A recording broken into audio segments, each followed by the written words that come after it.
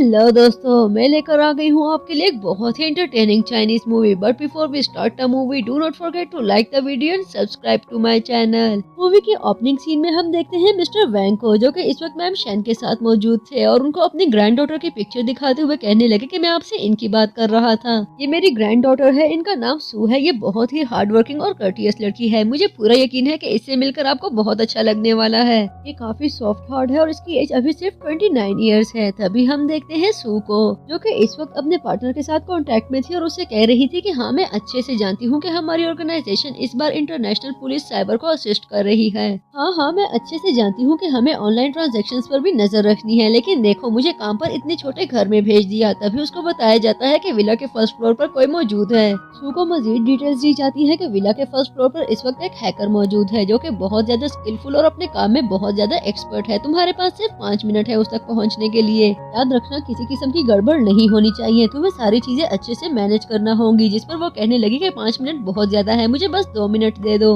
वापस आते हैं मिस्टर वैंग की तरफ, जो आप शैन से पूछ रहे थे। तो आप मुझे अपने ग्रैंडसन के बारे में बता रहे थे। क्या क्वालिफिकेशन है आपके ग्रैंडसन की? इसके साथ ही शैन उसे अपने ग्रैंडसन की पिक्चर दिखाते हुए कहने लगी कि इसका नाम क्विन है, इसकी एज 32 ईयर्स ओल्ड है और ये एक बहुत ही अच्छा लड़का है। इसमें किसी किस्म की कोई बुरी आदत नहीं। आप जिस तरह चाहे इसकी वेरिफिकेशन करवा सकते हैं। और हाँ, इसका अपना एक ऑक्शन हाउस भी है। अब आते हैं क्वीन की तरफ, जो कि इस वक्त अपने सामने मौजूद आदमी को बुरी तरह से मारते हुए कह रहा था, तुम्हारी हिम्मत भी कैसे हुई नेशनल रेलिक्स को ब्लैक में बेचने की। मिस्टर बैंक काफी सेटिस्फाइड नजर आ रहे थे। तभी वो मैम शैन से कहने लगे कि ठीक है, इन दोनों को एक डेट पर भेज देते हैं। मुझे पूरा यकीन है कि ये दोनों एक दूसरे को पसंद करेंगे। जबकि दूसरी तरफ सूना सिर्फ उस हैकर को रिप्लेस कर चुकी थी, बल्कि बहुत ही आसानी से उसने सारा डेटा अपने ड्राइव में डाल दिया। अभी वो जाने ही लगी थी कि उसको ग्रैंडपा की कॉल आ जाती है। उसके फोन की आवाज ने न सिर्फ उसे चौंका दिया था, बल्कि क्वीन और उसके स्टाफ को भी इन्फॉर्म कर दिया कि अंदर कोई मौजूद है। तभी वो जल्दी से रूम की तरफ बढ़ने लगे। उनके इंटर होते ही सू वहाँ से भागने की कोशिश करती है, लेकिन क्वीन का एरो उसका पीछा करते हुए उसके शोल्डर में जा घुसा। वो जल्दी में एरो अपने शोल्डर से निकालकर फेंकते हुए वहाँ से भागने लगी। लेकिन क्वीन भी कहाँ इतनी आसानी से पीछे हटने वाला था। तभी अपने सेक्रेटरी को एरो पर लगे हुए खून को टेस्ट करने के लिए कहता है। अगले सीन में हम सू को देखते हैं, जो कि अपने वाउंडेड शोल्डर पर बैंडेज लगाते हुए ग्रैंडपा से बात कर रही थी। एक्चुअली ग्रैंडपा उसे डेट पर जाने के लिए कन्विंस कर रहे थे। तभी वो काफी फ्रस्ट्रेट हो जाती है और कहने लगी कि आप एक बात के पीछे क्यों पड़ जाते हैं। जो कुछ मेरे साथ पास्ट में हुआ आप सब अच्छे से जानते हैं, लेकिन फिर भी बार बार मुझे फोर्स करने की कोशिश करते हैं। और ये ब्लाइंड डेट का तो कांसेप्ट ही बहुत अजीब है। जरा इमेजिन करें, एक ऐसा इंसान जिसको आप जानते भी ना हो, मुंह उठाकर उसके सामने बैठ जाओ। लेकिन ग्रैंडपा उसकी एक भी नहीं सुनने वाले थे। तभी कहने लगे, मैंने तुम्हें लोकेशन सेंड कर दी है, 4 बजे पहुँच जाना। सीन शिफ्ट होता है तो हम होटल के टेबल नंबर 8 पर 2 बच्चों को देखते हैं, जो एक दूसरे से पूछ रहे थे कि तुम यहाँ पर क्या कर रहे हो। इतने में सू भी वहाँ पहुँच चुकी थी, लेकिन वहाँ पहुँचते ही उसकी मुलाकात क्वीन से होती है, जिसको देखते ही वो पहचान चुकी थी और उससे कहने लगे कि देखो कितने टाइम बाद हम दोनों ने एक दूसरे को देखा है। कोइंसिडेंटली उन दोनों को ही टेबल नंबर 8 पर बैठना था। तभी सू उससे पूछने लगी कि तुम क्या करते हो आजकल, जिस पर क्वीन उसे बताता है कि एक्चुअली मैं एक ऑक्शन हाउस में सेक्रेटरी हूँ और मंथली 7,000 युवान कमा लेता हूँ। ये सुनते ही सू कुछ कहती, इससे पहले ही उसका बेटा आगे बढ़ते हुए कहने लगा कि महीने का सिर्फ 7,000 युवान, तुम मेरी मॉम को बिल्कुल भी डिजर्व नहीं करते। सू क्वीन से कहती है कि प्लीज इसकी बातों पर तवज्जो मत देना, ये छोटा है, इसको किसी बात की समझ नहीं। लेकिन इससे पहले ही क्वीन की बेटी बोल बैठी कि तुम्हारी हिम्मत भी कैसे हुई मेरे डैड के बारे में ये सब कहने की। और इसी बात को लेकर वो दोनों लड़ने लगे। तभी क्वीन उसे कहता है कि प्लीज मेरी बेटी की बातों को माइंड मत करना। लेकिन अब दोनों ही बच्चे बुरी तरह से लड़ने लग चुके थे। इतने में वहाँ पर मिस्टर वैंग और शैन पहुँच चुके थे। तभी मिस्टर वैंग सू से पूछने लगे कि ये बच्चा कौन है और कब से तुम इसको छुपाती रही हो। तभी वो कहने लगी कि मुझे एक्सप्लेन करने दे। जबकि दूसरी तरफ शैन भी क्वीन की क्लास लेने लगी थी और उससे पूछ रही थी कि ये बच्ची कौन है, तुम कब से इसको लेकर फिर रहे हो, तुमने मुझे इसके बारे में बताया क्यों नहीं। इतने में मिस्टर वैंग शैन से कहने लगे कि ये बच्ची कौन है और तुमने इसके बारे में हमें बताया क्यों नहीं, क्या तुम ये सब हमसे छुपाना चाहती थी। तभी सून सबको चुप करने के लिए कहती है और वो कहने लगी कि देखो मैं अपने साथ एक बच्चा लाई थी, लेकिन ये मिस्टर भी अपने साथ एक बच्ची लाए हैं। मुझे लगता है कि ये एक परफेक्ट मैच है। मिस्टर क्वीन, क्या आप मुझसे शादी करना चाहेंगे? जिस पर वो कहने लगे कि हाँ बिल्कुल। इनफैक्ट सिविल अफेयर्स ब्यूरो अब तक खुला होगा, मुझे लगता है कि हमें अभी जाकर अपने मैरिज सर्टिफिकेट्स हासिल कर लेने चाहिए। सीन शिफ्ट होता है तो वो दोनों मैरिज सर्टिफिकेट हासिल कर चुके थे। सू कुछ खोई खोई थी, तभी क्वीन उससे पूछने लगा कि तुम क्या सोच रही हो, जिस पर वो कहती है कि एक्चुअली मैं इस शादी को डाइजेस्ट करने की कोशिश कर रही हूँ। अचानक से उसकी तबीयत खराब होने लगी। तभी क्वीन उसको संभालते हुए कहने लगा, मुझे लगता है कि हमें हॉस्पिटल चलना चाहिए, लेकिन सू को इस बात का डर था कि इसको वाउंड के बारे में पता ना चल जाए, इसलिए वो कहती है कि मुझे हॉस्पिटल नहीं जाना, प्लीज तुम मुझे मेरे घर ड्रॉप कर दो। कुछ देर में वो लोग घर पहुंच चुके थे, लेकिन सू के लिए चलना अब भी मुश्किल था। तभी वो कहने लगी कि प्लीज मुझे मेरे बेडरूम में छोड़ आओ, लेकिन बेडरूम तक जाते ही वो सोचने लगी कि मेरे रूम में इतने सारे इक्विपमेंट्स हैं, इसको शक हो जाएगा। तभी वो क्वीन को रोकने लगी, जिस पर क्वीन उससे पूछता है कि ये तुम क्या कर रही हो। तभी वो कहने लगी कि प्लीज मुझे काउच पे डाल दो, मेरे रूम में कुछ ऐसी प्राइवेट चीजें हैं जो मैं नहीं चाहती कि तुम देखो। तुम तो जानते हो कि गर्ल्स के रूम में जाना काफी इनकन्वीनियंट होता है। तभी क्वीन कहने लगा कि ठीक है, तुम्हें परेशान होने की कोई जरूरत नहीं। क्वीन उसे काउच पे डाल रहा था, जबकि वो क्वीन को देखते हुए सोच रही थी कि मेरा हस्बैंड कितना हैंडसम है, काश मेरा घर थोड़ा बड़ा होता तो मैं इसको जाने ही ना देती। जल्दी से वो क्वीन को हक कर लेती है, जिस पर क्वीन काफी कंफ्यूज हो चुका था, जबकि सू मन ही मन में सोच रही थी कि मैं बुरे ख्यालात पर इतनी जल्दी अमल क्यों कर लेती हूँ।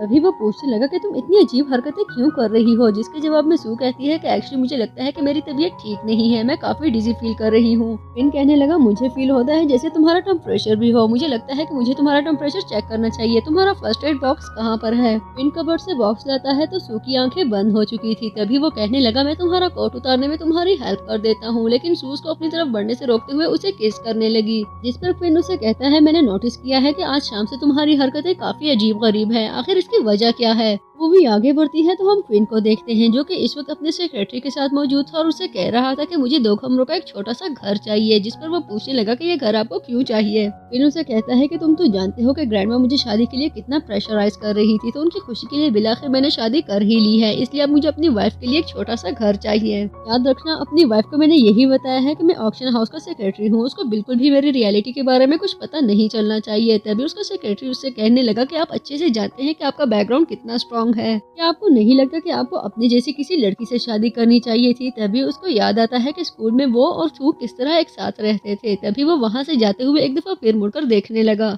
और गाड़ी में बैठने से पहले मन ही मन में कहता है कि मुझे अपने लिए बस ऐसी ही लड़की चाहिए थी। अगले सीन में हम सू को देखते हैं, जो कि इस वक्त अपने किचन में खड़ी थी और काफी पेन में थी। तभी वो कहने लगी कि एक इंटरनेशनल साइबर ऑर्गेनाइजेशन के हैकर होने का क्या फायदा जब मुझे अपने लिए खाना खुद ही बनाना पड़ता है, और मेरे मैरिड होने का क्या फायदा। और देखो जरा, मैंने शादी कर ली, लेकिन मेरे हस्बैंड ने एक दफा भी मुझसे प्यार के बारे में कोई बात नहीं की, ना ही उसने प्यार नाम के लफ्ज को डिस्कस करना चाहा। लगता है मैंने शादी करने में थोड़ी ज्यादा ही जल्दी कर दी। तभी उसको दोबारा से क्वीन की बातें याद आ जाती हैं, जो उसे कह रहा था कि मैं कल तुम्हें पिक करने के लिए आऊंगा, तुम्हें मेरे साथ शिफ्ट होना पड़ेगा। इस बात के जवाब में सू से पूछती है कि तुमने मुझसे शादी क्यों की। तभी क्वीन उसे बताता है क्योंकि तुम बहुत खूबसूरत हो।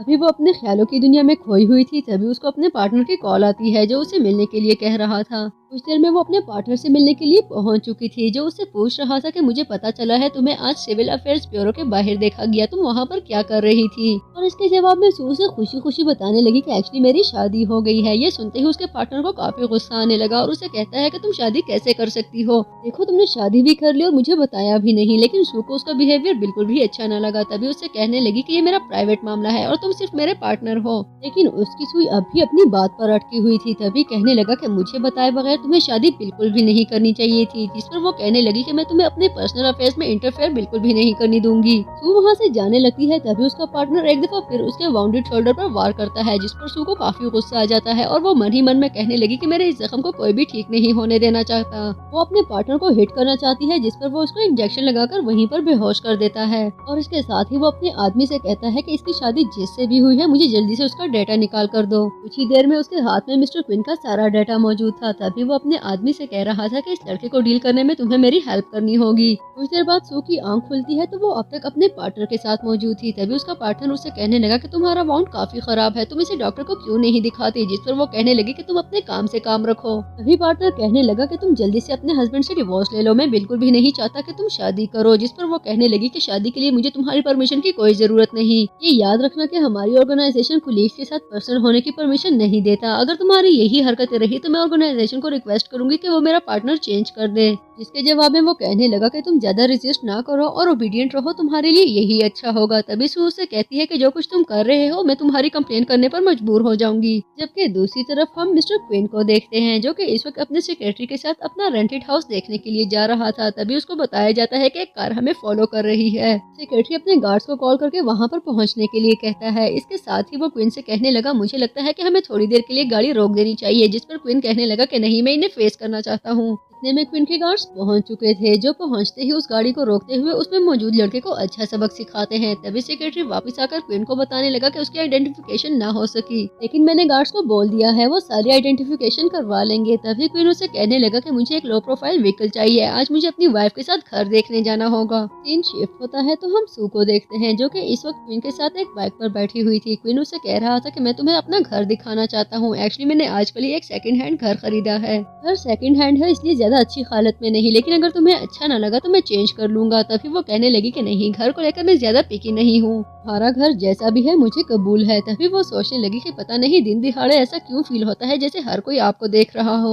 कुछ देर में वो दोनों अपने नए घर पहुंच चुके थे जो कि काफी लेविश अपार्टमेंट था और उसको देखते ही जैसे सू की तो आंखें ही चुंदी आ गई। तभी वो क्वीन से पूछने लगी कि क्या ये तुम्हारा सेकंड हैंड घर है, और मन ही मन में सोचने लगी कि जिस आदमी को 400 स्क्वायर मीटर का घर छोटा लग रहा हो, देखो उसके स्टैंडर्ड्स क्या होंगे। तभी वो उससे पूछने लगी कि ये घर तुम्हें कितने में मिला। क्वीन उसे कहने लगा कि एक्चुअली इस साल हमारी कंपनी का काम काफी अच्छा रहा, मेरे बॉस को काफी ज्यादा प्रॉफिट मिला था। तभी वो इस घर को औने पौने दामों बेचने के लिए राजी थे, तो मैंने सोचा क्यों ना खरीद लिया जाए। सू उसे कहने लगी कि एक्चुअली पिछले 2-3 सालों से मैं भी थोड़ी बहुत सेविंग कर रही हूँ, अगर इस घर के पैसे देना बाकी है तो मेरे पास कुछ अमाउंट मौजूद है। जिस पर वो कहने लगा कि ठीक है, इस तरह तुम्हें रियल एस्टेट लाइसेंस भी मिल जाएगा, लेकिन याद रखना ऊपर वाला फ्लोर तुम्हारा है और नीचे वाला फ्लोर मेरा। तभी सू सोचने लगी कि ये घर काफी बड़ा है, यहाँ पर मैं आराम से अपने इक्विपमेंट्स छुपा सकती हूँ। ये सोचकर कि यहाँ मैं आराम से अपना काम कर सकती हूँ वो काफी एक्साइटेड हो चुकी थी। तभी क्वीन उससे पूछने लगा कि तुम क्या सोच रही हो, जिसके जवाब में वो कहने लगी मैं सोच रही थी कि इतने बड़े घर को मैनेज कैसे करेंगे। क्वीन उससे कहने लगा कि मैं बहुत जबरदस्त खाना बना लेता हूँ, इसलिए तुम्हें परेशान होने की कोई जरूरत नहीं। और ये सुनते ही वो बहुत ज्यादा एक्साइटेड हो चुकी थी और सोचने लगी कि इससे ज्यादा मुझे क्या चाहिए,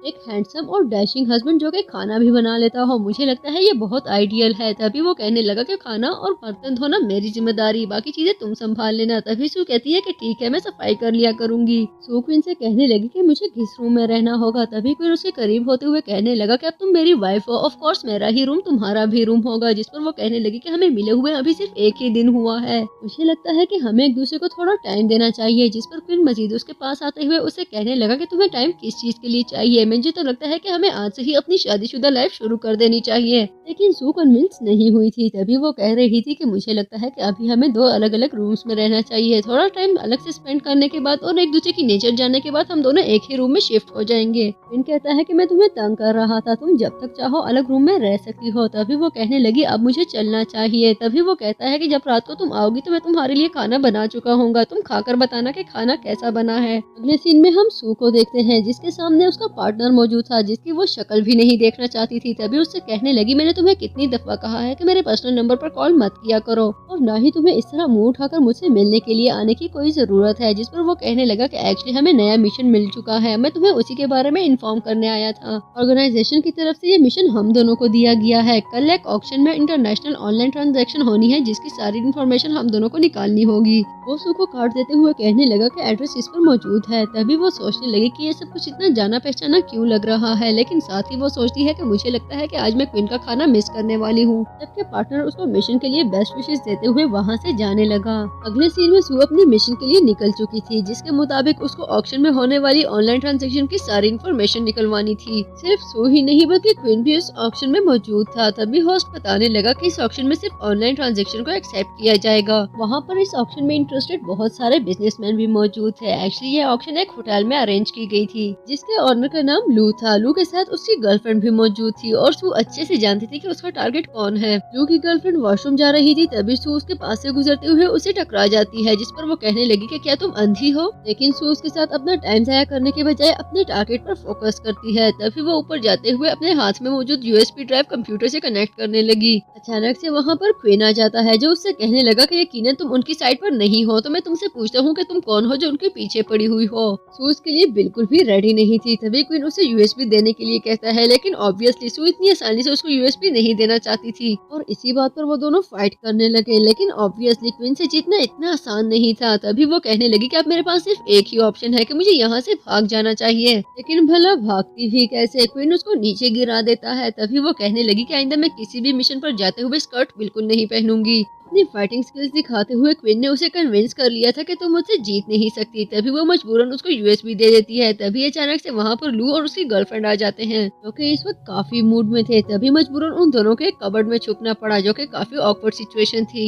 लेकिन लू और उसकी गर्लफ्रेंड तो जैसे अपनी ही दुनिया में गुम थे। उनको क्या फर्क पड़ना था कि वहाँ पर कौन मौजूद है और कौन नहीं। वो दोनों काफी ऑकवर्ड फील कर रहे थे, जबकि लू की गर्लफ्रेंड उससे कह रही थी कि प्लीज मुझे बेड तक पहुँचा दो। तभी वो उसको उठाकर बेड की तरफ बढ़ने लगा, लेकिन बेडरूम में इंटर होते ही वो काफी हैरान रह चुका था और तभी क्वीन को भी आइडिया हो चुका था कि उनसे कितनी बड़ी गलती हो गई है। एक्चुअली वो लाइट ऑफ करना भूल चुके थे। लू अपनी गर्लफ्रेंड को डांटते हुए कहने लगा कि क्या तुम मुझसे पहले यहाँ पर आई थी? जिस पर वो कहने लगी कि मैं यहाँ पर बिल्कुल नहीं आई। लू अपने आदमी को कॉल करके कहता है कि 2 लड़कों को अंदर भेजो। गार्ड्स के आने पर लू उन्हें तलाशी लेने के लिए कहता है, जबकि खुद भी रूम की तलाशी लेने लगा। लू कबर्ड्स की तलाशी लेते हुए क्वीन और सू के काफी करीब पहुँच चुका था। तभी उसको मैनेजर की तरफ से बताया जाता है कि होस्ट आपसे दोबारा मिलना चाहता है। एक्चुअली वो चाहता है कि आप अपनी डील फाइनल कर लें। लू के जाते ही क्वीन और सू कबर्ड से बाहर निकलते हैं। तभी क्वीन सू से कहने लगा, मुझे लगता है कि तुम्हें अपनी स्किल्स को इम्प्रूव करना चाहिए और वैसे भी तुम्हें बताना ही पड़ेगा कि तुम कौन हो। सू अपना फेस एक्सपोज नहीं करना चाहती थी, जबकि क्वीन उसको ऐसा करने के लिए फोर्स कर रहा था। तभी अचानक से क्वीन की तबीयत खराब हो जाती है और वो बेहोश हो गया।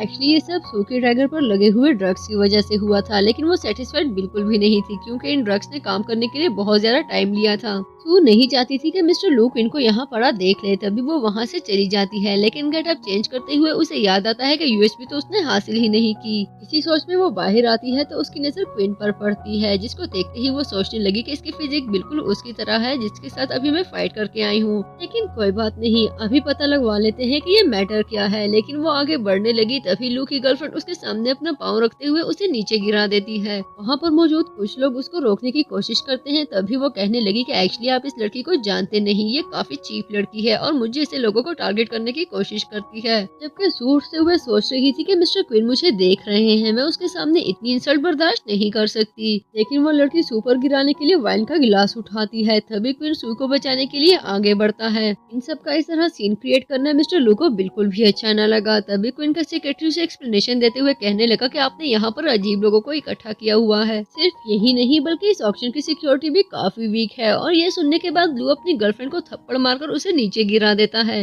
लू की गर्लफ्रेंड उससे कहने लगी कि ये लड़की बहुत बड़ा स्कैम है, मैंने खुद देखा है। होटल के एम्प्लॉयज की लिस्ट में इसका नाम ही नहीं है, लेकिन इसके बावजूद भी ये होटल के अंदर मौजूद है। जिस पर लू कहने लगा कि तुम शायद जानती नहीं, लेकिन ये लड़की कोई और नहीं बल्कि मेरे होटल की मैनेजर है। तभी क्वीन कहने लगा कि तुम्हारे होटल की मैनेजर एक्चुअली मेरी वाइफ है। लू एक दफा फिर उससे माफी मांगता है। सीन शिफ्ट होता है तो हम क्वीन को देखते हैं, जो कि अब सू के साथ मौजूद था। सू उससे पूछने लगी, जिस होटल में मैं काम करती हूँ तुम वहाँ पर क्यों आए थे? तभी क्वीन उसे बताता है कि एक्चुअली मैं ऑक्शन हाउस ऑनर का सेक्रेटरी हूँ। उससे पूछने लगा कि क्या तुम्हें भूख लगी है? जिस पर वो कहती है कि नहीं, लेकिन एक्चुअली उसे बहुत ज्यादा भूख लग रही थी और ये बात क्वीन जान चुका था। तभी उसे कहने लगा, मैं तुम्हारे लिए डिनर बनाने जा रहा हूँ। जबकि अपने स्किल्ड हस्बैंड को देखते हुए वो सोच रही थी कि कोई इतना हॉट कैसे हो सकता है। नेक्स्ट सीन में सू को नूडल्स सर्व किए जा चुके थे। तभी क्वीन उससे कहने लगा कि एक्चुअली मिस्टर लू के साथ मैं काम करता हूँ, इसलिए अगर उनसे रिलेटेड तुम्हें कोई भी प्रॉब्लम हो या उनका स्टाफ तुम्हें परेशान करता हो तो तुम मुझे बता सकती हो। लेकिन सू अब तक अपने शक में गुम थी। तभी वो सोच रही थी कि जिस लड़के के साथ आज मेरी फाइट हुई थी उसकी फिजिक बिल्कुल क्वीन के जैसी है, यकीनन ये वही लड़का है, मुझे किसी भी तरह से मालूम करना होगा। यही सोचते हुए वो क्वीन से कहने लगी कि तुम्हारे कपड़ों से वाइन की स्मेल आ रही है, मुझे लगता है कि तुम्हें शावर लेना चाहिए। और क्वीन शावर लेने के लिए चला गया। जबकि सू सोच रही थी कि अगर ये वही लड़का हुआ तो यकीनन इसके चेस्ट के ऊपर जख्म का निशान होगा। वो जल्दी से क्वीन को देखने के लिए जा रही थी, क्योंकि उसको किसी भी तरह करके क्वीन को बगैर शर्ट के देखना था। लेकिन उसके जाने से पहले ही क्वीन बाहर आ चुका था। तभी वो सोचने लगी कि ये इतनी जल्दी शावर कैसे ले चुका है। वो क्वीन के करीब होते हुए उसकी शर्ट खोलने की कोशिश करती है। पहले तो क्वीन को काफी अजीब लगा। तभी उससे पूछने लगा कि तुम क्या करना चाहती हो, क्या तुम मेरे करीब आना चाहती हो? स्टेप बाय स्टेप सू की तरफ जाते हुए वो सू के काफी करीब हो चुका था। तभी उससे पूछने लगा कि क्या तुम मुझे बिना शर्ट के देखना चाहती हो? रुको, मैं तुम्हारी ये मुश्किल अभी आसान कर देता हूँ। वो अपनी शर्ट के बटन खोलने लगा। तभी सू से कहती है कि मैं तो मजाक कर रही थी और तुम तो सीरियस ही हो गए, मैं यहाँ से जाना चाहती हूँ। और वो वहाँ से चली गई। जबकि उसके जाने पर क्वीन शुक्र करने लगा कि शुक्र है इसने मेरा जख्म नहीं देख लिया। मूवी आगे बढ़ती है तो क्वीन अपने बेडरूम में सो रहा था, जबकि सू भी उसके साथ ही मौजूद थी और वो सोच रही थी कि मेरी हरकतें काफी अजीब है, यकीनन इसको मुझ पर शक हो जाएगा,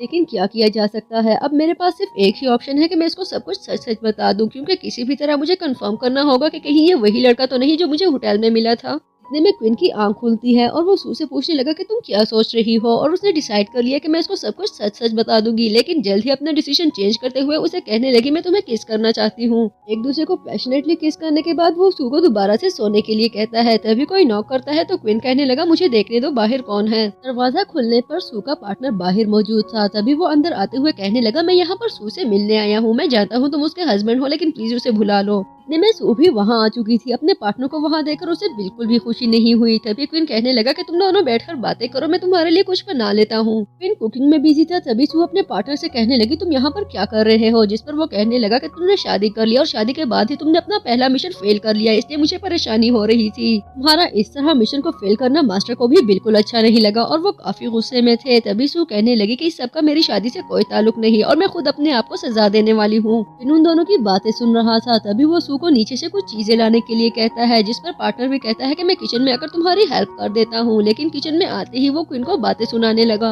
और उसे कहता है कि ये तुमने किस तरह का स्टफ उठाया हुआ है, क्या तुम नहीं जानते कि सू को वेजिटेबल्स बिल्कुल भी नहीं पसंद, इस तरह की चीजें बनाकर अपना टाइम मत जाया करो, वो बिल्कुल भी नहीं खाने वाली। कहने को तो तुम उसके हस्बैंड हो, लेकिन तुम्हें उसके बारे में कुछ भी नहीं पता, वो बस तुम्हारी शक्ल देखकर ही तुमसे इम्प्रेस हो चुकी है, वरना तुम उसके काबिल बिल्कुल भी नहीं थे। मुझे पता है कि तुम्हारी सैलरी भी काफी कम है। बात क्वीन की बर्दाश्त से बाहर निकलने लगी। तभी वो उसको अटैक करता है, जिस पर पार्टनर अपने आप को डिफेंड करते हुए उससे कहने लगा कि मुझसे लड़ने के लिए तुम्हें बहुत ज्यादा फाइटिंग स्किल्स चाहिए होंगी, जो तुम्हारे पास नहीं है। सू आती है तो क्वीन के हाथों से खून बह रहा था। तभी उसको बहुत बुरा लगा और वो पार्टनर से कहने लगी तुम्हारी हिम्मत भी कैसे हुई मेरे हस्बैंड को हर्ट करने की। वो अपने हस्बैंड के हाथ पर बैंडेज लगा रही थी। तभी उसका पार्टनर उसके हस्बैंड से कहने लगा कि अगर ये इमेच्योरिटी दिखा रही है तो तुम्हें ही स्पोर्ट्समैन स्पिरिट दिखाते हुए इसको छोड़ देना चाहिए। जिस पर सू क्वीन से कहने लगी कि तुम थोड़ी देर यहीं पर बैठे रहो, मैं जरा इसको सी ऑफ करके आती हूँ। और बाहर आते ही वो अपने पार्टनर से कहने लगी मैंने तुम्हें कितनी दफा कहा है कि मेरी प्राइवेट लाइफ से दूर रहो, क्या जरूरत थी तुम्हें मुंह उठाकर यहाँ पर आने की। तभी वो कहने लगा कि देखो ये लड़का बिल्कुल भी तुम्हारे काबिल नहीं, ये तुम्हें जानता भी नहीं और ना ही तुम उसके बारे में कुछ जानती हो, जबकि हम दोनों काफी टाइम से एक दूसरे को बहुत अच्छे से जानते हैं। तभी सू उससे कहने लगी मैं उससे तब से प्यार करती हूँ जब मैं 12 साल की थी, लेकिन तुम्हारे लिए मेरे दिल में कभी फीलिंग्स नहीं आई। तुम्हारे कहने पर ना अभी और ना कभी मैं अपने शोहर को छोड़ने वाली हूँ, इसलिए बार बार यहाँ आकर मुझे परेशान मत करो, यहाँ से दफा हो जाओ और आइंदा कभी भी मुझे अपनी शक्ल मत दिखाना। तो वहाँ से जा चुकी थी। तभी पार्टनर सोचने लगा कि देखो जरा मैं यहाँ इसकी भलाई के लिए आया था, लेकिन ये मुझे धक्के देकर बाहर निकाल रही है।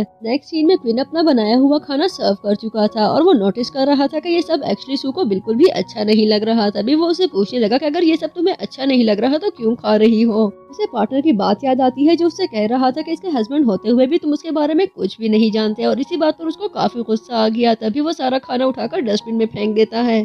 इतने में बेल बजती है तो दरवाजा खुलने पर वहाँ शैन और मिस्टर वैंग के साथ दोनों बच्चे भी मौजूद थे। अंदर आते ही वो सब काफी गुस्से में थे और कह रहे थे कि तुम लोगों ने शादी करके हमें पूछा भी नहीं, तुम लोगों को बिल्कुल आइडिया भी नहीं कि इन दोनों बच्चों ने हमें कितना परेशान किया, हम लोग इनको मजीद नहीं झेल सकते, अब तुम लोग ही इनको बर्दाश्त करो और ये यहीं पर रहेंगे। वो लोग वहाँ से जाने लगे। तभी उनकी ग्रैंड माँ उसे कहती है कि आज नहीं तो कल तुम्हारे ग्रैंडपा को तुम्हारी शादी के बारे में पता चल जाएगा, इसलिए अच्छा होगा कि तुम खुद ही उन्हें बता दो। जिस पर वो कहने लगा कि ठीक है मैं बता दूंगा। और उनके जाने के बाद सू और क्वीन सोचने लगे कि हमें लगता है इनके रियल पेरेंट्स को हमें इन्फॉर्म कर देना चाहिए। जिस पर बच्चे बताते हैं कि वो लोग चाइना में नहीं, एक्चुअली वो लोग अब्रॉड जा चुके हैं और हमें कोई भी अपने साथ नहीं रखना चाहता। इतने में विंग वहाँ पर मौजूद एंटीक आइटम को उठाते हुए पूछता है कि क्या ये एंटीक है। क्वीन उसे बताता है कि हाँ ये एक एंटीक आइटम है। जिस पर वो कहने लगा कि ये मुझे बिल्कुल भी एंटीक नहीं लग रहा, और ये बोलते ही वो उस आइटम को नीचे फेंक कर तोड़ देता है। तभी सू क्वीन से माफी मांगते हुए कहने लगी कि मैं तुम्हें इसके लिए कॉम्पनसेट कर दूंगी, प्लीज इसकी हरकत को माइंड मत करना, ये बहुत ही बदतमीज बच्चा है। क्वीन उस पर गुस्सा होते हुए कहने लगा कि मैं इस जगह को साफ करना चाहता हूँ, तुम इन बच्चों को देखो। तभी वो सोचने लगी कि ये मुझ पर इतना गुस्सा क्यों हो रहा है, ये सब कुछ यकीनन मेरे पार्टनर की वजह से हो रहा है, लेकिन इसको पता होना चाहिए कि इसके लिए मैंने उसको धक्के देकर बाहर निकाला, इससे ज्यादा मैं क्या कर सकती हूँ। अगले सीन में माई किचन में खड़ी सूप बना रही थी। तभी सू उसके पास आते हुए पूछने लगी कि तुम क्या कर रही हो। जिस पर वो कहती है कि मामा मैंने बहुत जबरदस्त सूप बनाया है। सू उससे कहने लगी कि मुझे मामा मत बुलाओ। मैं उसे इमोशनली ब्लैकमेल करते हुए कहने लगी कि कोई भी मुझे अपनी बेटी नहीं बनाना चाहता, इनफैक्ट कोई भी नहीं चाहता कि मैं उसके साथ रहूं, मेरे अपने पेरेंट्स भी नहीं चाहते, तो मैं आप लोगों से कैसे शिकायत करूं।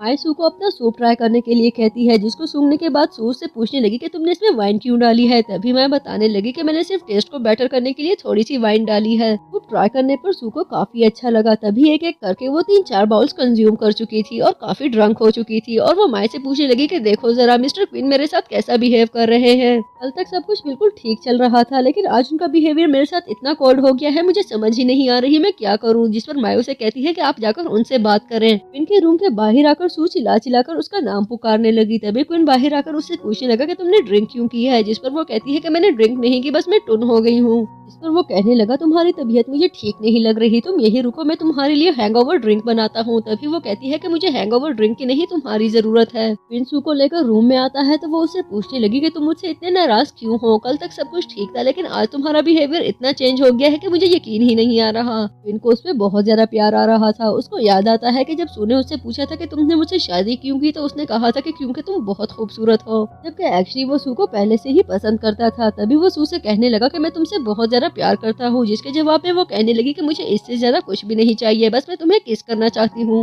वो दोनों एक दूसरे को किस करते हैं। तभी क्वीन उससे पूछने लगा कि क्या तुम मुझसे प्यार करती हो, लेकिन जवाब देने से पहले ही सू सो चुकी थी। सुबह होने पर जब सू की आंख खुली तो अपना हुलिया देखकर ही वो समझ चुकी थी कि कल रात सू पीने के बाद उसने क्या कुछ किया होगा और इसी चीज ने उसको बहुत ज्यादा एम्बैरेस कर दिया। क्वीन के उठने पर वो क्वीन को सॉरी बोलते हुए कहने लगी कि कल रात जो कुछ भी हुआ वो मैंने अपने होश में नहीं किया, इसलिए प्लीज मुझे उसके लिए माफ कर दो। अभी क्वीन सोचता है कि ये लड़की पता नहीं क्या क्या सोचती रहती है, पता नहीं इसको क्या लगता है कि हमारे बीच में क्या हुआ होगा। मूवी आगे बढ़ती है तो सू ब्रेकफास्ट सर्व कर रही थी। तभी क्वीन आते हुए कहने लगा कि मैं काफी जल्दी में हूँ, इनकी बस जा चुकी है, इनको कार में स्कूल छोड़ आना, मुझे जाना है, मुझे देर हो रही है। क्वीन का इस तरह से दोबारा इग्नोर करना सू को बिल्कुल भी अच्छा नहीं लग रहा था। जबकि मायन की तरफ देखते हुए कह रही थी कि देखो जरा इस लड़की को, इससे एक आदमी नहीं संभाला जा रहा। जिस पर विंग कहता है कि मेरे पेरेंट्स के बारे में मिनमिनाना बंद करो। तभी मैं उसे कहने लगी कि वो मेरे भी पेरेंट्स हैं और वो दोनों एक दफा फिर लड़ने लगे। सीन शिफ्ट होता है तो हम क्वीन को उसके स्टाफ के साथ देखते हैं। तभी उसको सेक्रेटरी से बताता है कि आपके ग्रैंडपा आपसे मिलना चाहते हैं। जिस पर वो पूछने लगा कि क्या वो मेरी शादी के बारे में जानता है।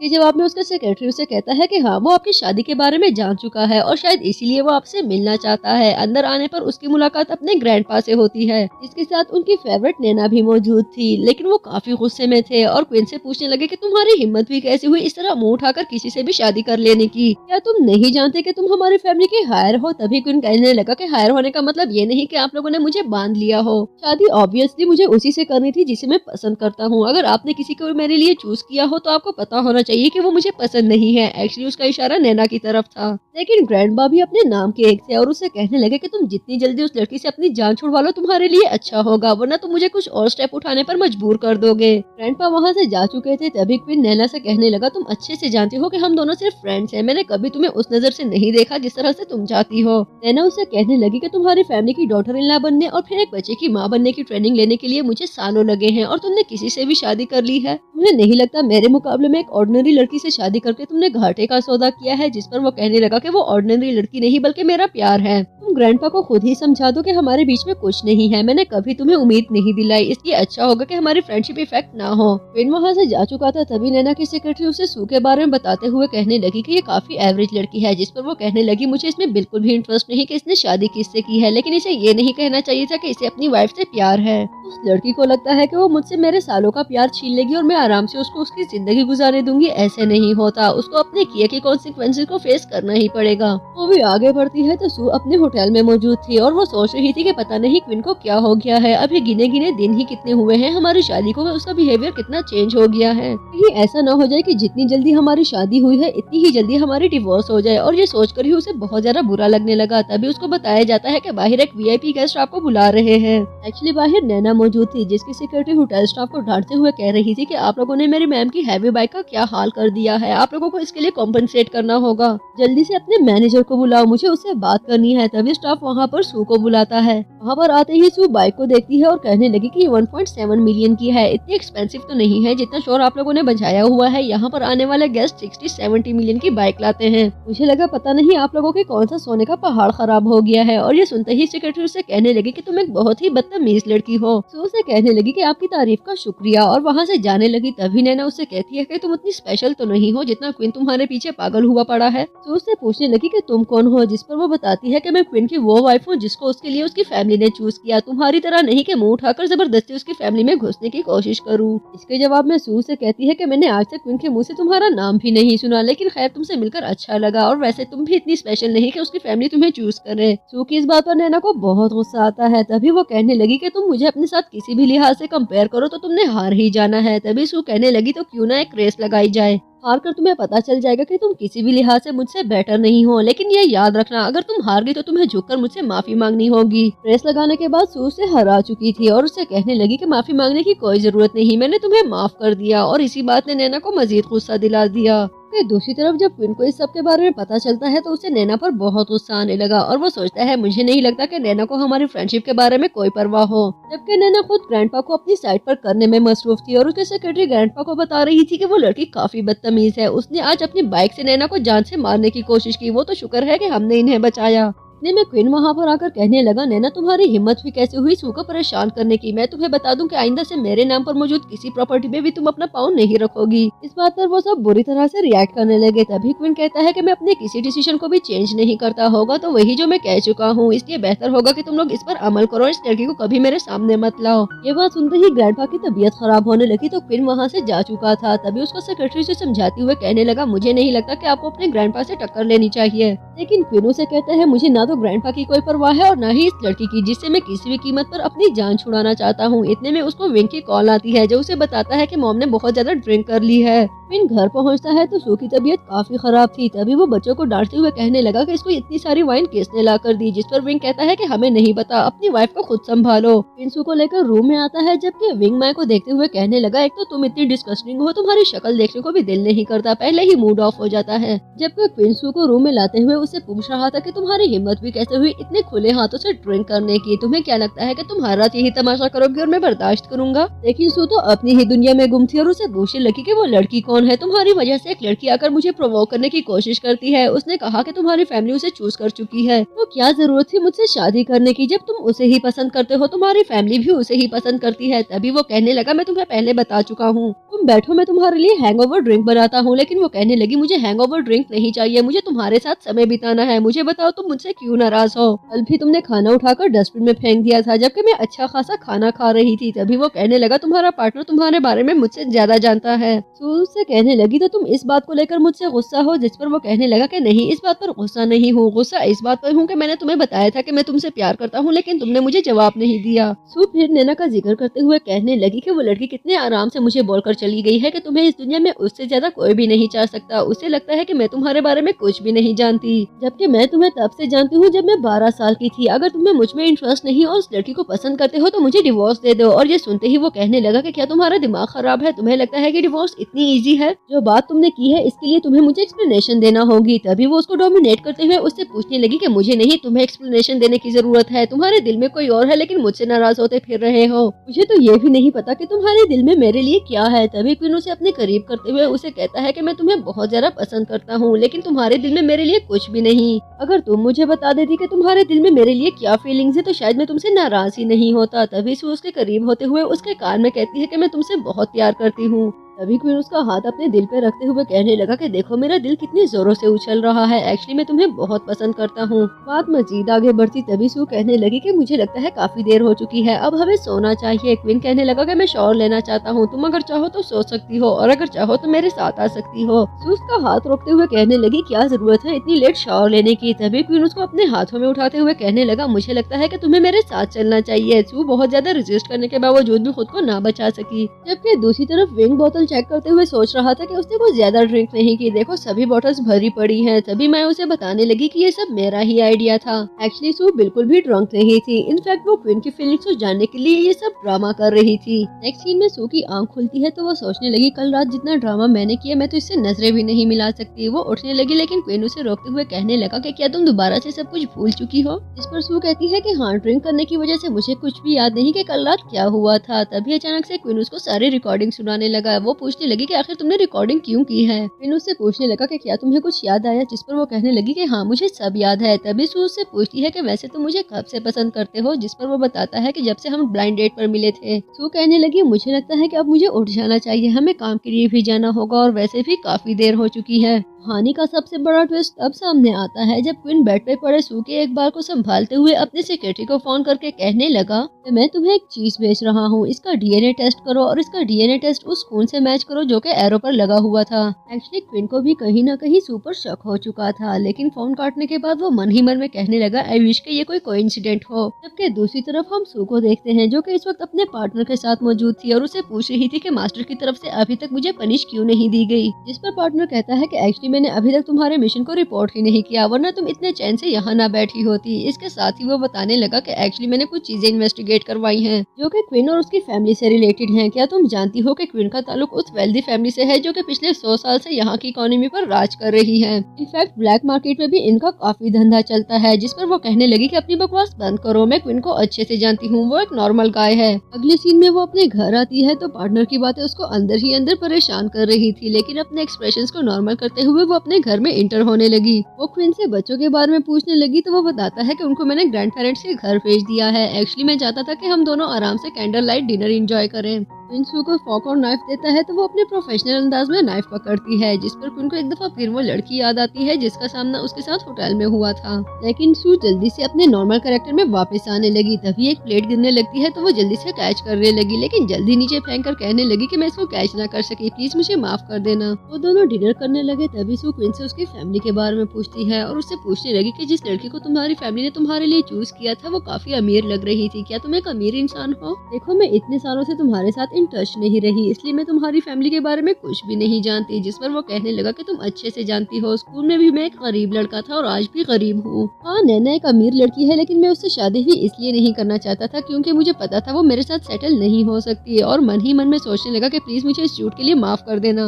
मैं तुमसे झूठ नहीं बोलना चाहता था, लेकिन मैं तुम्हें कुछ भी नहीं बता सकता क्योंकि मैं खुद तुम्हारे बारे में कुछ भी नहीं जानता। इतनी कोशिश करने के बावजूद भी मैं तुम्हारी फैमिली की ट्रेसेस नहीं निकलवा सका। अचानक से क्वीन को एक कॉल आती है जिसमें उसको बताया गया कि उसकी कंपनी में एक आदमी ने घुसने की कोशिश की है। तभी वो जल्दी में वहाँ से जाने लगा और उससे कहता है कि प्लीज तुम मेरा वेट मत करना, मुझे शायद आने में देर हो जाए। सीन शिफ्ट होता है तो हम क्वीन को देखते हैं जो अब अपने सेक्रेटरी के साथ मौजूद था और उसे पूछ रहा था कि क्या हुआ। जिस पर वो बताता है कि एक्चुअली एक आदमी ने अंदर घुसने की कोशिश की, हमने उसको जख्मी कर दिया लेकिन वो भागने में कामयाब रहा। क्वीन पूछता है कि कहीं उसने किसी चीज को नुकसान तो नहीं पहुँचा दिया। जिस पर वो बताने लगा कि एक्चुअली ऐसा नहीं लगता जैसे वो यहाँ पर कोई चीज चुराने या हमें कोई नुकसान पहुँचाने आया हो। मूवी आगे बढ़ती है तो हम पार्टनर को देखते हैं जो कि अपने हाथ में मौजूद यूएसबी अपने ऑर्गेनाइजेशन के एक आदमी को देते हुए उससे कह रहा था कि बॉस को बता देना कि क्वीन की पर्सनैलिटी में बहुत सारे सीक्रेट छुपे हुए हैं। वो ऑक्शन हाउस के बॉस का सेक्रेटरी नहीं बल्कि ऑक्शन हाउस का बॉस है जो कि और भी बहुत सारी चीजें छुपाने की कोशिश कर रहा है, लेकिन मैं इस बात की यकीन दहानी करवाऊंगा कि बहुत जल्द मैं उसको जेल भेज दूं। अगले सीन में हम क्वीन को देखते हैं जो कि अपने ग्रैंडपा के साथ मौजूद था। तभी उसको वाइन सर्व की जाती है, लेकिन वाइन पीते ही उसकी तबीयत खराब होने लगी। एक्चुअली ये सब कुछ न सिर्फ ग्रैंडपा बल्कि नैना का किया धरा था। ड्रिंक करने के बाद वो बेहोश हो चुका था तो ग्रैंडपा अपने सर्वेंट्स को बोलकर उसे एक कमरे में लिटवा देता है और सर्वेंट से कहने लगा कुछ भी हो जाए इसे दरवाजे से बाहर बिल्कुल भी मत जाने देना। जबकि नैना उसकी बेहोशी का फायदा उठाते हुए उसके करीब आकर उससे कहने लगी तुम मेरे इतने सालों का प्यार इतनी आसानी से कैसे भुला सकते हो? तुम्हें क्यों लगता है कि मैं किसी को भी तुम्हारी जिंदगी में आ लेने दूंगी?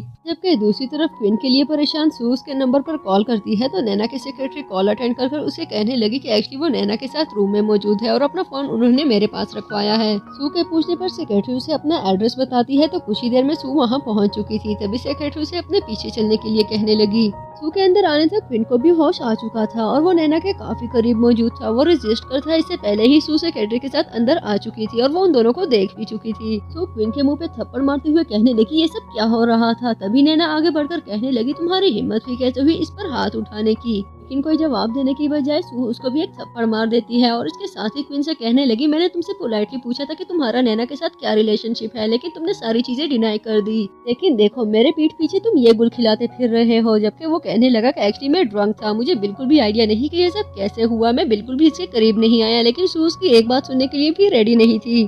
कहने लगी मुझे लगता है वो वक्त आ गया है कि तुम्हें मुझे डिवोर्स दे देनी चाहिए। ये बोलते ही वो वहाँ से चली गई तो ग्रैंडपा आते हैं और उसे कहने लगी कि ये लड़की यहाँ पर क्या करने आई थी। ग्रैंडपा क्वीन से कहने लगे जो कुछ तुम दोनों के बीच में हुआ मुझे लगता है कि अब तुम्हें नैना से शादी करनी होगी। जिस पर क्वीन उनसे पूछता है कि आपको कैसे पता कि हम दोनों के बीच में क्या हुआ है। क्वीन नैना से कहता है कि तुमने मुझे ड्रिंक में क्या मिला कर दिया था, यकीनन कोई मेडिसिन दी गई थी, ये इसी का असर है। और वो उसको धक्का देकर कहने लगा कि मुझे तुम्हारी शक्ल से भी नफरत हो रही है। धक्का लगने के बाद नैना के ड्रेस में छुपी मेडिसिन नीचे गिर जाती है तो क्वीन उससे पूछने लगा कि क्या यही वो मेडिसिन थी जो तुमने मैंने वाइन में मिलाई थी, लेकिन वो हर चीज से इनकार कर देती है। नैना की सेक्रेटरी उसको डिफेंड करते हुए कहने लगी कि एक्चुअली ये मेरी मेडिसिन है जो मैं एलर्जी के लिए यूज करती हूँ। लेकिन क्वीन अब बहुत ज्यादा गुस्से में आ चुका था और कहने लगा कि मेरी कंपनी नैना के डैड की कंपनी के साथ कोई भी कोलैबोरेशन कभी नहीं करेगी और अपने सेक्रेटरी से कहने लगा कि वर्ल्ड वाइड हमारी जितनी भी कोलैबोरेशन हो रही है इन सबको कैंसिल कर दो। और ये सुनते ही ग्रैंडमा की तबीयत खराब होने लगी, लेकिन क्वीन वहाँ से चला जाता है। जबकि दूसरी तरफ हम सू को देखते हैं जो कि बुरी तरह से रो रही थी और क्वीन को मिस कर रही थी और सोचने लगी कि पता नहीं इसको कितना टाइम हो गया है उसके साथ रहते हुए, लेकिन मुझे किसी चीज के बारे में पता ही ना चल सका। डोरबेल बजने पर वो दरवाजा खोलती है तो विंग और माई के साथ साथ क्वीन भी वहाँ मौजूद था। अंदर आते ही बच्चे उससे पूछने लगे कि क्या आप दोबारा रोती रही हैं, कहीं आपकी लड़ाई तो नहीं हुई। जिस पर वो कहने लगी कि एक्चुअली मैं बहुत थक चुकी हूँ। बच्चे क्वीन और सू को करीब लाते हुए कहने लगे हम आप दोनों को खुश देखना चाहते हैं। तभी सू से कहने लगी कि तुम लोगों को परेशान होने की कोई जरूरत नहीं, एक्चुअली मैं तुम दोनों को ही मिस कर रही थी।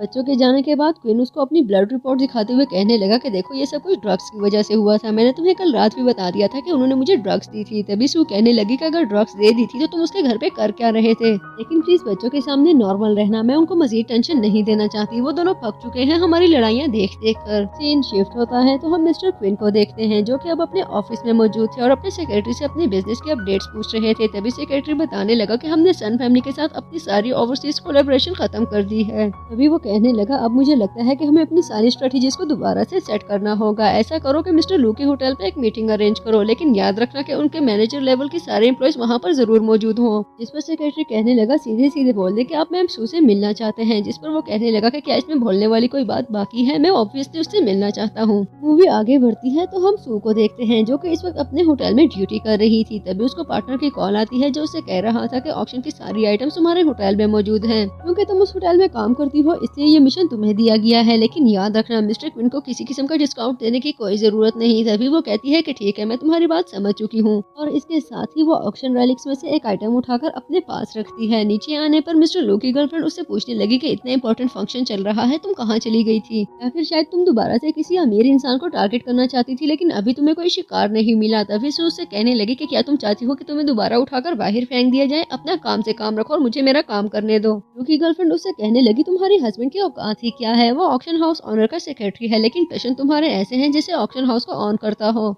इतने में क्वीन भी अपने सेक्रेटरी के साथ वहाँ पहुँच चुका था। तो लू की गर्लफ्रेंड की एक फ्रेंड उसके पास आते हुए उसे कहने लगी कि इस लड़की को क्या मसला है। जिस पर वो बताती है कि एक्चुअली इसको अपने हस्बैंड पे बहुत प्राउड है। इस पर वो लड़की क्वीन को देखते हुए कहने लगी कि क्या वो तुम्हारा हस्बैंड है, ये तो बहुत ज्यादा हैंडसम है, मैं तो चाहती हूँ कि काश कोई मुझे इस तरह का लड़का दे दे तो मैं उसको बहुत ज्यादा डॉलर्स भी देने के लिए रेडी हूँ। इसके जवाब में सू से कहती है कि ठीक है मैं तुम्हें अपना हस्बैंड देने के लिए रेडी हूँ, लेकिन एक हस्बैंड से तुम्हारा काम चल जाएगा या तुम्हारे लिए मुझे किसी और को भी ढूंढना पड़ेगा। क्वीन उनके पास आता है तो सू उसके पास से जाने लगी। तभी क्वीन उसको अपने करीब कर देता है तो सू मौके का फायदा उठाते हुए आइटम उसकी पॉकेट में रख देती है। लू की गर्लफ्रेंड और उसकी फ्रेंड दोनों क्वीन को बताने लगी कि तुम्हारी वाइफ तो तुम्हें बेचने के लिए भी बिल्कुल रेडी है। अभी उनकी कॉन्वर्सेशन चल ही रही थी कि वहाँ पर क्वीन के ग्रैंडपा आ जाते हैं, जिनके साथ साथ क्वीन का कजन बियांग भी मौजूद था। तभी ग्रैंडपा ज्ञान से कहने लगे क्या तुम जानते हो कि इस ऑक्शन हाउस को क्वीन ऑन करता है। और ये सुनते ही उसको बहुत गुस्सा आने लगा और वो सोचता है कि अगर मुझे पता होता तो मैं कभी यहाँ ना आता। बियांग सू के पास आकर उससे बात करने की कोशिश करता है तो मौका मिलते ही सू दूसरा आइटम उसके पॉकेट में डाल देती है। तभी वहाँ पर कुछ गार्ड्स आते हैं जो कि लू की गर्लफ्रेंड से पूछने लगी कि क्या तुम मिस्टर लू की गर्लफ्रेंड हो। वो प्राउडली बताती है कि हाँ मैं उनकी गर्लफ्रेंड हूँ, क्या उन्होंने मुझे स्टेज पर आने के लिए कहा है। तभी गार्ड्स उसको उठाकर वहाँ से लेकर जाने लगे। इसी देर में वो ग्रैंडपा के सामने जमीन पर मौजूद थी। क्वीन आता है तो ग्रैंडपा उससे पूछने लगा कि इस लड़की को तुमने यहाँ क्यों बुलाया है। जिस पर क्वीन बताता है कि एक्चुअली यहाँ के स्टाफ को बुली करती है, जो बात मुझे बिल्कुल पसंद नहीं। नेक्स्ट सीन में हम बियांग को देखते हैं जो कि ग्रैंडपा के स्टाफ के साथ बाहर मौजूद था और उसका स्टाफ बियांग की तलाशी लेने की कोशिश कर रहा था। तभी बियांग पूछने लगा कि क्या मसला है, क्या कोई चीज चाहिए।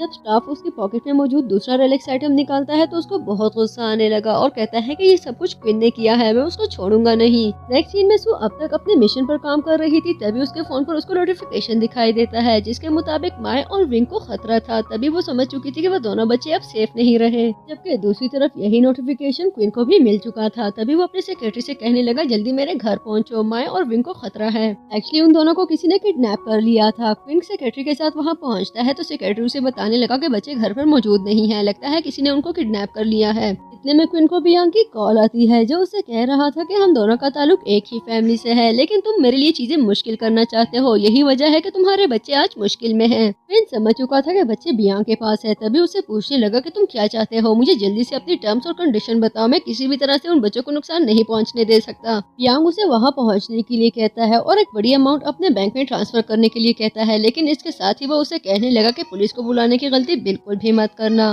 बियांग के पास पहुंचने पर क्वीन देखता है कि बियांग ने न सिर्फ बच्चों को बल्कि ग्रैंडपा के साथ साथ उनके सेक्रेटरी और नैना को भी किडनैप कर रखा है। तभी वो कहने लगा मैंने अमाउंट तुम्हारे बैंक में ट्रांसफर कर दी है। बियांग का सेक्रेटरी उसे कॉल करके बताता है कि अमाउंट आपके अकाउंट में ट्रांसफर हो चुकी है। तभी वो अपने आदमी को हेलीकॉप्टर भेजने के लिए कहता है। इतने में एक हेलीकॉप्टर आता है तो बियांग ग्रैंडपा को अपने जाने के लिए फोर्स करने लगा और उसे कहता है कि आपने हमेशा मेरे ऊपर क्वीन को प्रेफर किया है, मैं उसके लिए आपको माफ नहीं कर सकता, कुछ भी हो जाए आपको मेरे साथ जाना ही होगा। तभी नैना बियांग से कहती है कि प्लीज इन्हें माफ कर दो, तुम जानते हो कि वो बीमार है और उनकी एज भी ज्यादा है, वो नहीं जा सकते, प्लीज उन्हें छोड़ दो, भले तुम उनके बदले मुझे अपने साथ ले जाओ। बियांग नैना को अपने साथ चलने के लिए कहता है, लेकिन जैसे ही वो काफी ऊपर चढ़ चुका था तभी नैना उसका पाँव इंजर्ड करते हुए उसे नीचे गिरा देती है। क्वीन जानता था कि इतनी ऊंचाई से गिरने के बाद बियांग बिल्कुल भी नहीं बचने वाला। ग्रैंडपा उसको बचाने के लिए भागने लगे तो क्वीन उसे रोकता है। तभी ग्रैंडपा कहने लगे कि वो जैसा भी था मेरा ग्रैंडसन था। इस सीन में हम नैना को देखते हैं जो कि इस वक्त पार्टनर के साथ मौजूद थी और उसे कह रही थी कि मेरे साथ कांटेक्ट करके तुमने बहुत जबरदस्त किया, तुम्हारा प्लान बहुत अच्छा था।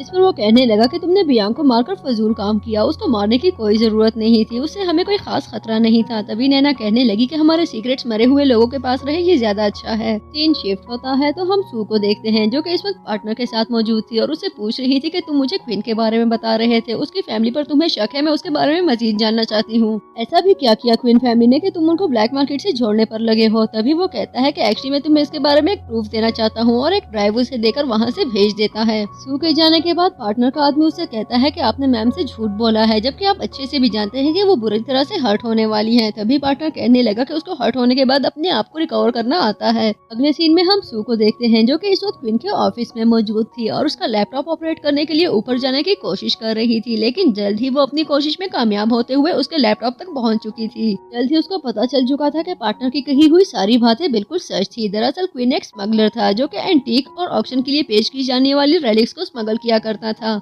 में वहाँ पर क्वीन आ जाता है जो जान चुका था कि उसके ऑफिस में कोई मौजूद है, लेकिन वो सू को बिल्कुल भी एक्सपेक्ट नहीं कर रहा था। उसको देखते ही वो पूछने लगा कि तुम यहाँ पर क्या कर रही हो, लेकिन सू अब तक अपने सदमे से नहीं निकली थी। तभी उससे कहने लगी मुझे बिल्कुल भी आइडिया नहीं था कि मैं एक स्मगलर के साथ रह रही हूँ, कितनी आसानी से तुम अपनी आइडेंटिटी छुपा लेते हो। क्वीन उससे कहने लगा कि जैसा तुम समझ रही हो वैसा कुछ भी नहीं है। तभी वो कहने लगी कि मुझे झूठ बिल्कुल भी मत बोलो, मैंने पहले भी डार्क वेब पर सर्च किया था तो स्मगलर्स की टॉप पर तुम्हारा नाम था। क्वीन उसे समझाता है कि देखो तुम्हें मिसअंडरस्टैंडिंग हो रही है, जिस पर उसको गुस्सा आ जाता है और कहने लगी कि तुम्हें क्या लगता है मैंने अपनी सारी जिंदगी ही मिसअंडरस्टैंडिंग्स में गुजार दी है, वहीं रहो, मेरी तरफ बढ़ने की कोशिश बिल्कुल भी मत करना। इसके साथ ही सू वहाँ से जा चुकी थी, लेकिन अपने घर पहुँचते तक वो सोचने लगी कि मैं भी कहूँ कि इतने सारे इंटेक से कैसे अफोर्ड कर सकता है। किचन के ड्रॉर्स चेक करने पर जो चीजें उसे नजर आई वो समझ चुकी थी कि क्वीन कोई नॉर्मल गाय नहीं बल्कि एक लॉन्ग टर्म विलन है। वो किचन में मौजूद अपना सिक्योरिटी चेक ड्रॉर खोलती है तो वो खाली था। तभी वो समझ चुकी थी कि ये बंदा मुझ पर काफी टाइम से नजर रखे हुए है और मैं बेवकूफों की तरह इसकी बातों में आती गई। सू अपनी पैकिंग करके वहाँ से जाने लगी तो क्वीन भी घर पहुँच चुका था और उसे कहने लगा कि मैं तुम्हें बिल्कुल भी नहीं जाने दूंगा, लेकिन सू अब उसकी एक भी बात नहीं सुनने वाली थी और उसे कहने लगी कि मैं जानती हूँ कि तुम्हें मुझसे खतरा है, लेकिन मुझसे जान छुड़ाने के लिए तुम कैंडल लाइट डिनर तैयार करने के बाद उसमें पॉइजन ऐड कर देते तो तुम्हारे लिए बहुत अच्छा होता। लेकिन ये सारी बातें क्वीन को बहुत हर्ट कर रही थी और वो सू से कहने लगा कि देखो मैं जानता हूँ मैंने तुमसे बहुत सारी बातें छुपाई हैं, लेकिन तुमने भी मुझसे बहुत सारे झूठ बोले हैं, इसलिए मैं तुम्हें माफ करता हूँ और चाहता हूँ कि तुम भी मुझे माफ कर दो। लेकिन अब सू को कन्विंस करना काफी मुश्किल हो चुका था। तभी वो कहने लगी कि मैं तुम्हारी मजीद किसी बात पर यकीन नहीं करने वाली, ना ही मुझे तुम में कोई इंटरेस्ट है और न ही मैं चाहती हूँ कि तुम मेरे पीछे आओ, इसलिए मुझे आराम से जाने दो। सू क्वीन से कहने लगी कि अगर ऐसा ही है तो मेरे साथ फाइट करो, अगर मैं फाइट जीत गई तो तुम मुझे आराम से जाने दोगे। वो फाइट करने लगी लेकिन क्वीन उसके साथ फाइट नहीं करना चाहता था। तभी वो जाने लगी तो क्वीन उसको रोकने लगा। तभी उसकी शर्ट फट चुकी थी। उसकी शर्ट को फटता देखकर क्वीन उसे मजबूरन छोड़ देता है। तभी वो नीचे जाकर गिर पड़ी और उससे काफी बुरी तरह से लग चुकी थी। वो बहुत गुस्से में थी। तभी बुक्स उठाकर क्वीन के मुंह पर मार रही थी। सिर्फ यही नहीं बल्कि वो एक आइटम उठाकर भी उसके सर पर मार देती है। तभी क्वीन उसे कहने लगा कि प्लीज अपना गुस्सा थोड़ा ठंडा करो। इसी तरह भी सू का गुस्सा ठंडा न हुआ तो वो अपना डैगर उठाकर क्वीन को अटैक करने लगी। तभी क्वीन उसे कहता है कि भले मुझे जान से मार दो लेकिन प्लीज मुझसे राजी हो जाओ। मैं 15 साल का था जब मुझे तुमसे प्यार हुआ और उसके बाद मैं तुमसे 30 साल की उम्र में मिला। मैं 15 साल बाद तुमसे मिला हूँ और मैं दोबारा तुम्हें खोना नहीं चाहता। जिस पर क्वीन कहती है कि देखो तुमने एक दफा फिर मुझसे झूठ बोला। पहले तुमने मुझसे कहा था कि ब्लाइंड डेट वाले दिन तुम्हें मुझसे प्यार हुआ और अब तुम बात को बदल रहे हो, लेकिन अब उसका दिल पिघल चुका था। तभी वो न सिर्फ क्वीन को हक करती है बल्कि उसको पैशनेटली किस करने लगी। अगले सीन में वो दोनों अपने बेडरूम में मौजूद थे, जहाँ पर क्वीन सू के सामने अपनी उलझी गुत्थियां सुलझाने में लगा हुआ था और उसे समझा रहा था कि उसे क्यों डार्क वेब पर बिजनेस करना पड़ा, और ये कि वो कोई स्मगलर नहीं लेकिन सिर्फ अपने बिजनेस को ग्रूम करने के लिए और डार्क वेब पर मौजूद कुछ इंपॉर्टेंट क्लाइंट्स को अपनी तरफ अटेंटिव करने के लिए उसे ये सब करना पड़ा। तो दोनों अभी बात कर ही रहे थे कि डोरबेल बेचने पर सू को बाहर आना पड़ा, जहाँ पर अब पार्टनर मौजूद था जो उसे अपने साथ चलने के लिए कह रहा था, लेकिन सू उसके साथ जाने से इनकार कर देती है। फिर वहाँ आकर पार्टनर से कहने लगा कि इसको तुम्हारे साथ जाने की कोई जरूरत नहीं। तभी वो उससे कहता है कि तुमने इस लड़की को बुरी तरह से धोखा दिया, इसलिए उसके बारे में तुम बात मत करो। फिन और पार्टनर अब उलझ चुके थे। तभी पार्टनर उसको मारने के लिए डैगर निकालता है, लेकिन सू उसको रोकने लगी और वो समझ चुका था कि सू एक दफा फिर अपनी पार्टी बदल चुकी है। वो पार्टनर से कहने लगी कि आइंदा से मेरे और तुम्हारे रास्ते जुदा हैं। तुम अच्छे से जानते हो कि कल रात तुमने मुझे मिसगाइड किया और हमारे बीच में सारी मिसअंडरस्टैंडिंग्स भी तुम्हारी वजह से थी। प्लीज आइंदा मुझे कांटेक्ट करने की कोशिश मत करना। तभी पार्टनर को वहाँ से जाना पड़ा, लेकिन बाहर आते ही वो कहने लगा कि देखो इसकी वजह से मैंने ऑर्गेनाइजेशन को मिसलीड किया। अब मैं वापस अपनी ऑर्गेनाइजेशन भी नहीं जा सकता,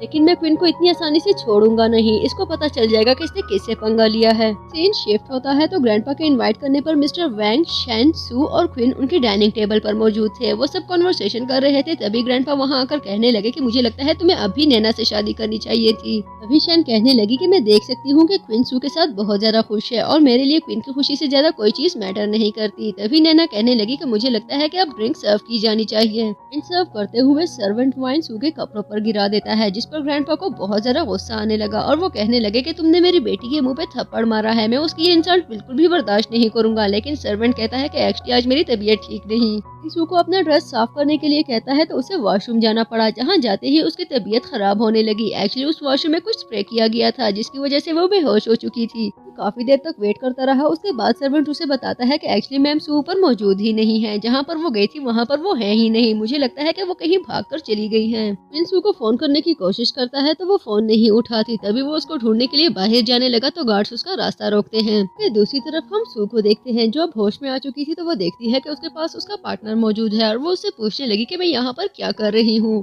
पार्टनर उसे कहता है कि एक्चुअली तुम्हें ड्रग्स दिए गए थे, कुछ लोग तुम्हें बेहोशी की हालत में किडनैप करने की कोशिश कर रहे थे तो मैंने तुम्हें बचाया, जिस पर सू से थैंक्स कहती है। पार्टनर उसे बताता है कि एक्चुअली ग्रैंडपा ने क्वीन और नैना की शादी अनाउंस कर दी है और क्वीन भी खुशी खुशी ये शादी करने के लिए राजी है। ये सुनते ही सू को बहुत अफसोस हुआ और वो रोने लगी। सू उससे पूछती है कि तुम वापस क्यों नहीं गई। तभी वो कहने लगा कि एक्चुअली मैंने ऑर्गेनाइजेशन के रूल्स तोड़े हैं, अब वो मेरे साथ काम करना नहीं चाहते, इसलिए मुझे यहीं पर रहकर अपने पुराने नेटवर्क के साथ काम करना पड़ा। और सू से कहने लगा तुम्हें भूख लगी होगी, मैं तुम्हारे लिए कुछ लेकर आता हूँ। जिस पर सू कहती है कि ठीक है, मुझे बहुत भूख लग रही है, तुम प्लीज जल्दी से कुछ लेकर आओ। लेकिन उसके जाते ही वो जल्दी से कहने लगी कि इतना ड्रामा मैंने इसलिए नहीं किया, मुझे जरूर पता करना है कि तुम्हारे पीछे किसका हाथ है, क्योंकि जो कुछ तुम करते फिर रहे हो वो काफी मशकूक है। और पार्टनर का लैपटॉप ऑपरेट करते ही एविडेंस उसके हाथ लग चुका था। जबकि दूसरी तरफ हम क्वीन को देखते हैं जो कि अपनी फैमिली के साथ अब तक वहीं पर मौजूद था। तभी उसको सू का मैसेज आता है जो उससे कह रही थी कि मैं तुम्हें एविडेंस सेंड करने की कोशिश कर रही हूँ, लेकिन यहाँ पर इंटरनेट बिल्कुल भी ठीक नहीं चल रहा। लेकिन क्वीन उसको जल्दी जल्दी ये सब खत्म करने के लिए कहता है। तभी उसको एविडेंस मिल चुका था। जबकि दूसरी तरफ हम नैना को देखते हैं जिसका फोन मुसलसल बजे जा रहा था। क्वीन नैना से कहता है कि तुम्हारा फोन कब से बज रहा है, तुम इसे रिसीव क्यों नहीं कर लेती। तो उसकी सेक्रेटरी कहने लगी कि एक्चुअली ये कॉल्स इतनी इंपॉर्टेंट नहीं। लेकिन इस बात पर सू के ग्रैंडपा को गुस्सा आने लगा। तुम्हारी वाइफ का कोई अता पता नहीं, लेकिन तुम्हें दूसरों के फोन कॉल्स की पड़ी हुई है। नैना वहाँ से जाने की कोशिश करती है तो क्वीन क्वीन के कहने पर उसके सिक्योरिटी गार्ड्स दरवाजा बंद कर लेते हैं, जिस पर उसके ग्रैंडपा कहते हैं कि क्या कोई मुझे बताना पसंद करेगा कि ये सब क्या चल रहा है। तभी क्वीन कहने लगा कि आपको शायद पता भी नहीं कि आपकी लाडली ने क्या गुल खिलाए हुए हैं। क्या आप यकीन करेंगे कि आपके ग्रैंडसन की मौत के पीछे किसी और का नहीं बल्कि नैना का हाथ है, और मेरे पास इसका एविडेंस भी मौजूद है। इसके साथ ही वो ग्रैंडपा को एविडेंस दिखाने लगे तो वो कहने लगे कि नैना ये सब क्या है, जिस पर नैना क्वीन को कहती है कि अपनी बीवी का किया धरा मेरे सर थोपने की कोशिश मत करो। क्या तुम मेरा सालों पुराना प्यार भुला चुके हो? तुमने उसका भी कोई लिहाज नहीं किया और ये सारे इल्जामात मेरे ऊपर लगा दिए। क्वीन उससे कहने लगा कि मेरी बीवी का नाम लेने की कोशिश बिल्कुल भी मत करना। अगर तुमने उस पर कोई भी एलिगेशंस लगाने की कोशिश की तो मैं तुम्हारा मुंह तोड़ दूंगा। तभी नैना कहने लगी कि इस सब बातों का अब कोई फायदा नहीं, क्योंकि तुम उसे कभी नहीं ढूंढ सकते। जबकि दूसरी तरफ हम पार्टनर को देखते हैं, जिसको नैना का स्टाफ बता चुका था कि सू ने क्वीन को एविडेंस सेंड कर दिया है। तभी वो सू पर काफी गुस्सा हो रहा था और उसे कह रहा था, पता नहीं मैं हर बार क्यों तुम पे ट्रस्ट कर लेता हूँ, हमेशा अपने प्यार की मार खा जाता हूँ, वरना अगर मैं तुम्हें सख्ती से रखता तो तुम कभी भी ये सब करने की हिम्मत ना करती। इनफैक्ट मुझे तुम्हें यहाँ पर बंद करके भी बहुत बुरा लग रहा है, लेकिन तुमने मेरा ट्रस्ट तोड़ा है। इसके बाद वो सू के साथ जबरदस्ती करने की कोशिश करता है तो सू से कहने लगी कि अगर तुमने मेरी तरफ एक कदम भी बढ़ाया तो मैं अपनी जान ले लूंगी, और अब ना चाहते हुए भी पार्टनर को पीछे हटना पड़ा। जबकि दूसरी तरफ क्वीन भी सू की तलाश में निकल चुका था। तभी उसका सामना पार्टनर से होता है, जो उसे कह रहा था कि तुम बिल्कुल भी ब्रेव आदमी नहीं हो, जिसने अपनी वाइफ को इतनी आराम से किसी और मर्द के साथ जाने दिया। तुम अच्छे से जानते हो कि वो मेरे सामने अपने आप को डिफेंड नहीं कर सकती, लेकिन तुम्हें एविडेंस की पड़ी थी, उसकी इज्जत की तुम्हें बिल्कुल कोई परवाह नहीं। क्या तुम जानते हो कि हम पहले भी कई दफा बेड शेयर कर चुके हैं। बात सुनते ही क्वीन उसके साथ फाइट करने लगा तो वो दोनों एक दूसरे को अपनी फाइटिंग स्किल्स दिखाने लगे, और लड़ते लड़ते ही वो दोनों उस रूम में इंटर होते हैं जिसके अंदर सू मौजूद थी। सू को देखते ही क्वीन की सांसें बहाल होने लगी, लेकिन जैसे ही उसकी नजर उसके गले पर मौजूद जख्म पर पड़ती है तो उसे बहुत बुरा लगा।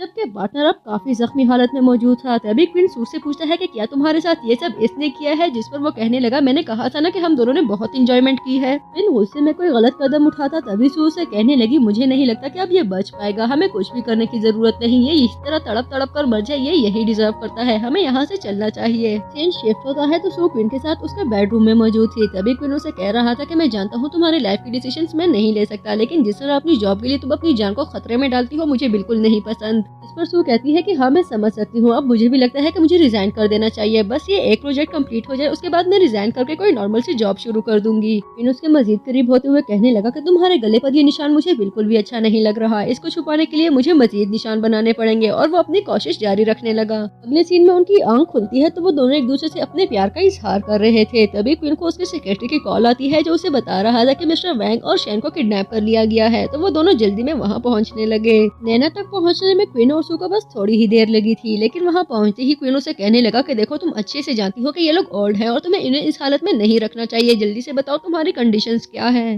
जिस पर नैना कहती है कि मैंने अपनी सारी जिंदगी तुमसे प्यार करने में गुजार दी, लेकिन मुझे अपना प्यार कुर्बान करना पड़ा, अब तुम्हें भी अपना प्यार कुर्बान करना पड़ेगा। अगर तुम इनको सेफ देखना चाहती हो तो अपनी वाइफ को मेरी तरफ भेजो। ना चाहते हुए भी क्वीन को सू को नैना की तरफ भेजना पड़ा। नैना की तरफ आते ही नैना उसे कहने लगी कि जल्दी से पानी में छलांग लगा दो, मैं तुम्हें मजीद जिंदा बर्दाश्त नहीं कर सकती, और इसके साथ ही वो उसको पानी में धक्का देने लगी, लेकिन सू को नीचे गिराया जाता। इससे पहले ही क्वीन आगे बढ़ते हुए उसको बचा लेता है, लेकिन इस सब कोशिश में वो खुद पानी में गिर चुका था। सीन शिफ्ट होता है तो हम क्वीन को देखते हैं जो कि इस वक्त कोमा की हालत में था, और उनको बताया जाता है कि इनका सर्वाइव करना काफी मुश्किल है, लेकिन हमें अपनी कोशिश जारी रखनी है। शैन सू को कुछ खाने के लिए कहती है तो सू ने इनकार कर दिया। तभी वो कहने लगी कि देखो आज नहीं तो कल क्वीन ने उठ जाना है, और फिर तुम अच्छे से जानती हो कि तुम्हें इस हालत में देखकर उसे बिल्कुल भी अच्छा नहीं लगेगा, अपने लिए ना सही उसके लिए कुछ खा लो। लेकिन जैसे ही वो सूप पीने लगती है उसकी तबीयत खराब होने लगी। एक्चुअली वो प्रेग्नेंट हो चुकी थी। मूवी के लास्ट सीन में हम सू को देखते हैं जो कि इस वक्त क्वीन के साथ बैठी हुई थी और उसे कह रही थी कि देखो भले तुमने नैना की जान लेकर हमारी जिंदगी के सभी खतरात को कम कर दिया, लेकिन अपनी जिंदगी को खतरे में डाल दिया। जब तुम कोमा में चले गए तब मैं प्रेग्नेंट भी नहीं थी, लेकिन देखो अब मेरा 7वां महीना चल रहा है, लेकिन तुम्हें इस बात की क्या परवाह, तुम्हें बिल्कुल फर्क नहीं पड़ता कि हमारे बेबी का डैड नहीं होगा। अगर सब ऐसे ही चलता रहा तो आज नहीं तो कल मैं तुम्हें छोड़कर चली जाऊंगी, मुझे तुम्हारे साथ नहीं रहना। मेरे कहने पर भी तुम आंख नहीं खोलते, तुम कभी मेरी बात नहीं मानते। वो फूट फूट कर रोने लगी और कह रही थी कि प्लीज क्वीन बस कर दो, अब मुझे मजीद बर्दाश्त नहीं होता। अगर सब ऐसे ही चलता रहा तो मैं तुम्हें छोड़कर चली जाऊंगी, तब तुम्हें पता चलेगा कि जिंदगी अकेले गुजारना कितना मुश्किल है। मैं किसी और से शादी कर लूंगी, भले वो कितना ही बुरा इंसान हो, मैं अपनी सारी जिंदगी अजियत में गुजारूंगी, तब तुम्हें पता चलेगा कि तुमने मेरे साथ क्या किया है और अब क्या कर रहे हो। प्लीज उठ जाओ। और तभी अचानक से क्वीन की आंख खुलती है और वो सू से कह रहा था कि ना आज ना कल मैं तुम्हें कभी भी अपने पास से कहीं नहीं जाने दूंगा, मैं हमेशा यहाँ तुम्हारे साथ मौजूद हूँ। सू के ढेर सारे आंसू अब खुशी में बदल चुके थे, भला इससे ज्यादा उसे क्या चाहिए था। और इसके साथ ही हमारी मूवी की जबरदस्त ही हैप्पी एंडिंग हो चुकी थी। लेकिन अगर यहाँ तक पहुँच चुके हो तो वीडियो को लाइक करना और चैनल को सब्सक्राइब करना बिल्कुल मत भूलिएगा। मजीद ऐसी जबरदस्त चाइनीज मूवीज के लिए स्टे ट्यून्ड।